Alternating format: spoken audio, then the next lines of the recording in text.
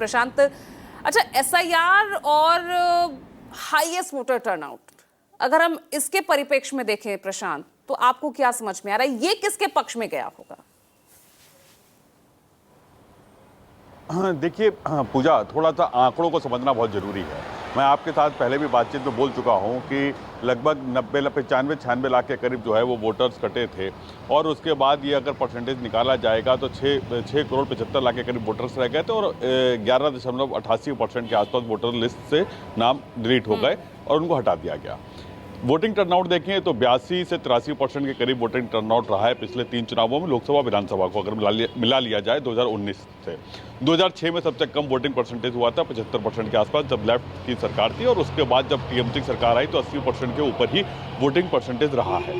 अब अगर इस वोटिंग परसेंटेज को जो डिलीट हुआ है वोटर्स, उसको अगर काउंट करेंगे तो ये लगभग 90% के ऊपर पहुंच जाता है, क्योंकि 60 लाख वोटर्स ऐसे माने गए जो कि पहले भी वोट नहीं दिया था, जिन्होंने जो नहीं थे या फिर वो चेंज हो चुके थे। तो वोटिंग परसेंटेज एक वजह यह है।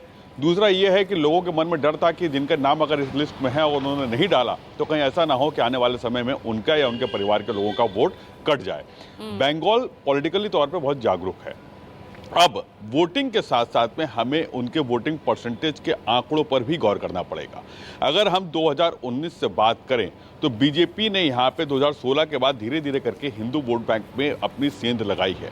जो 2016 में 12% के करीब वोट था, वो वोट शेयर जो है हिंदू वोटों का अगर बात करूं मैं, तो लगभग 2019 में 57% हो गया था। और टीएमसी को ये वोट परसेंट हिंदू वोट जो मिला था वो करीब 32% के आसपास था। इसके बाद अगर हम 2021 के चुनाव में आते हैं तो ये वोटिंग परसेंटेज ममता बनर्जी ने गेन किया और 39% चला गया, और 52 के आसपास रह गया बीजेपी के पास में।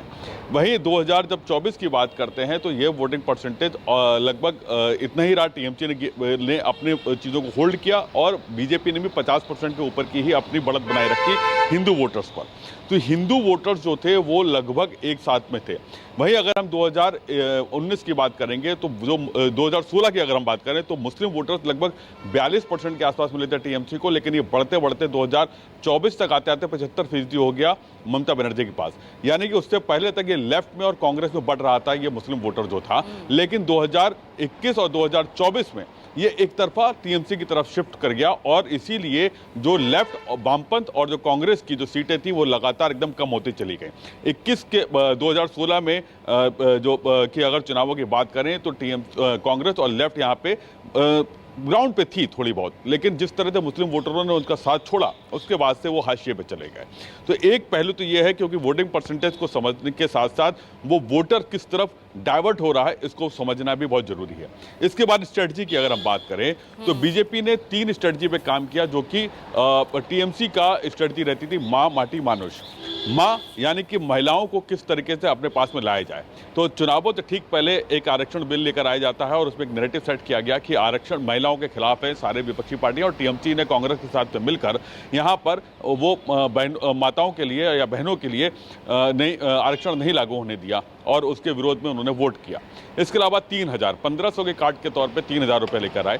33% आरक्षण की बात की कि हर सरकारी नौकरी में 33% का आरक्षण देंगे।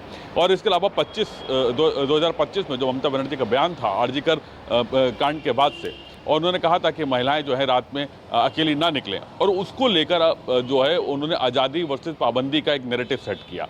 ये नैरेटिव जो है वो शहरों में चल सकता है, लेकिन गांव और देहात में वो नैरेटिव उतना ज़्यादा नहीं दिख रहा था, क्योंकि वहाँ पे लाभार्थियों को सीधे तौर पे लाभ चाहिए था। अब अगर मैं बात करूँ तो हम उत्तर प्रदेश की और दिल्ली की और कलकत्ता को अगर हम उसको जोड़ें तो जो महिलाओं की आज़ादी कलकत्ता जैसे मेट्रोपॉलिटन शहर में दिखती है, वो मुझे लखनऊ या फिर अगर दिल्ली में कहें तो 12 बजे 1 बजे जिस तरह से महिलाएं यहाँ पर खुलकर घूमती हैं और वोकल हैं महिलाएं, वो आज़ादी मुझे दिल्ली में आमतौर पर नहीं दिखती। या मैं नोएडा में खुद रहता हूँ, दिल्ली में रहता हूँ, तो उस तरीके की आज़ादी नहीं दिखती कि सेफ होकर निकल सकें। लेकिन महिलाएँ यहाँ पर कामकाजी हैं महिलाएँ और निकलती हैं, लेकिन बहुत सारी महिलाओं के भीतर ये मन में ये चीज़ घर कर गई कि उनकी सुरक्षा एक अहम है, और ये महिलाओं की सुरक्षा का मुद्दा जो है वो हर स्टेट में होता है अमूमन।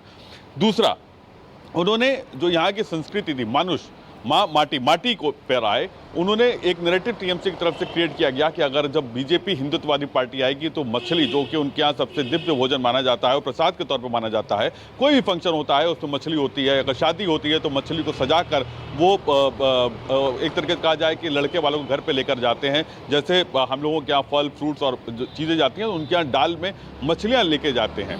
तो मछली को वो अपने यहाँ काफ़ी शुद्ध मानते हैं और उसको प्रसाद के तौर पे देखते हैं। तो मछली जो जो जो माटी के था, यानी कि बंगाली अस्मिता, उसकी बात की गई और लोगों ने यहाँ पर आके, चाहे वो अनुराग ठाकुर हो, चाहे वो मनोज तिवारी हो, मछली खाते हुए दिखे। और मंगलवार का दिन था, उस दिन भी मछली खा रहे थे। उन्होंने कहा कि वो इस परंपरा को नहीं तोड़ेंगे। फिर अमित शाह ने खुद कहा कि बंगाली माटी का ही एक व्यक्ति जो बच्चा है वही यहाँ का मुख्यमंत्री होगा, जो बंगाली माटी से जन्म लिया हुआ होगा। तो उन्होंने उस माटी को उन्होंने प्रमोट किया। फिर आती है बात मानुष की। तो मानुष में बंगाली वर्सेस बांग्लादेशी का नैरेटिव एक सेट किया गया। तो बीजेपी ने पूरी तौर पे और एक जो सबसे बड़ा फैक्टर था वो युवा का था। जब टीएमसी ने चुनावों से पहले युवाओं को 1500 रुपए की युवा साथी योजना जो शुरू की, उसकी कार्ड के लिए, क्योंकि जो 15 साल पहले, जो आज 30 साल का है, वो 15 साल का जब था तब उसने टीएमसी का शासन देखा था। और इस तरीके का वोटर जो है लगभग वो 1.5 करोड़ से 2.25 करोड़ के आसपास का उसका वोटर है, जो कि युवा है, यूथ है।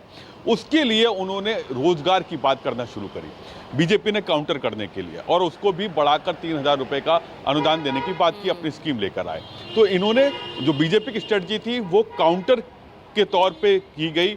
लेकिन आखिरी के फेज, जो सेकंड फेज था, वहां पर आकर जिस तरह से बीजेपी ने एग्रेसिव कैंपेन चलाया, उल्टा लटका कर टांग देंगे, उल्टा लटका कर सीधा कर देंगे, इसके अलावा जिस तरह से अजय पाल शर्मा का आया, और जो नैरेटिव सेट किया टीएमसी ने नैरेटिव सेट किया कि एक अकेली महिला को हराने के लिए बीजेपी ने तमाम फोर्सेज, ईडी, सीबीआई, ईसी और सब उतार दिए। सिर्फ फाइटर जेट्स और जो पानी के जंगी जहाज हैं वो उतारना बाकी रह गया है, और बाकी सारे फोर्सेज उतार दिए, और सिर्फ एक महिला के खिलाफ।